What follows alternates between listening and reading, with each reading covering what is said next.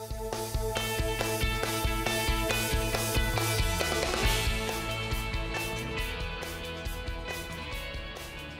check muna tayo. Ang Philippine Standard Time po natin ay 5:18 ng umaga. Ngayon alamin na po natin ang magiging lagay ng ating panahon sa susunod na 3 araw.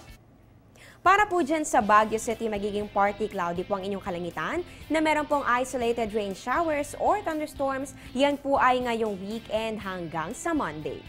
Dito naman sa atin sa Metro Manila, good news po, maliit lang po ang chance of rain na maaari nating maranasan mula po yan Sabado hanggang sumapit po ang Lunes.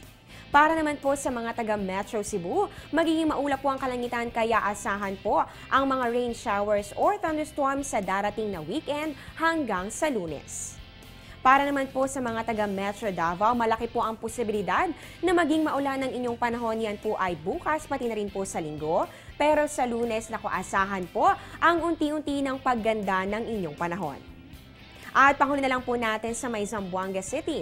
Naku, rainy weather po ang mararanasan nyo. Yan po ay bukas at pati na rin po sa Sunday. Pero sa Monday, smile ka na ulit dahil magiging maganda na ang inyong panahon. Ngayon naman, dumako na po tayo sa lagay ng temperatura sa tourist destinations ng bansa. Diyan po sa Anilao, Batangas, meron po 24 to 32 degrees Celsius. At diyan naman po sa Banawe Rice Terraces, napakalamig po ng temperatura. Yan po ay may 14 to 23 degrees Celsius. Dito naman po sa may Naga, El Nido at Palawan, pati na rin po dito sa Boracay. Yan po ay may 24 to 33 degrees Celsius. At sa Camiguin Island naman po, meron po 22 to 31 degrees Celsius. Ang bawat gawain may kanya-kanyang timing para madali itong magampanan. Tamang oras ang katapat niyan, kaya ito po ang aming mga paalala sa inyong pag-inom ng inyong mga vitamins.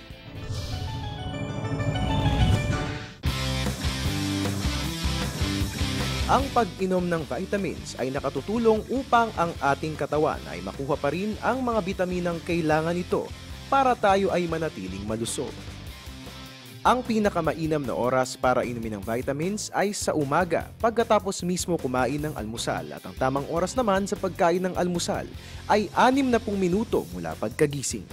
Ito ay para ma-absorb ang mga nutrients na makatutulong sa ating mga katawan na maging malakas sa buong araw.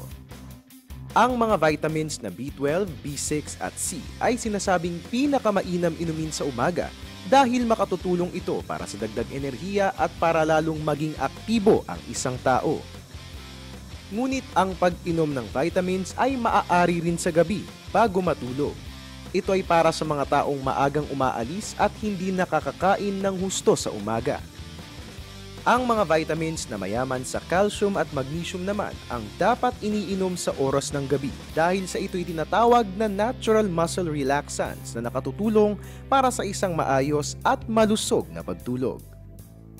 Malaking bagay ang pag-inom ng vitamins sa araw-araw, ngunit upang magkaroon ng isang malusog na pangangatawan, kailangang magkaroon ng madisiplina at maayos na pamumuhay.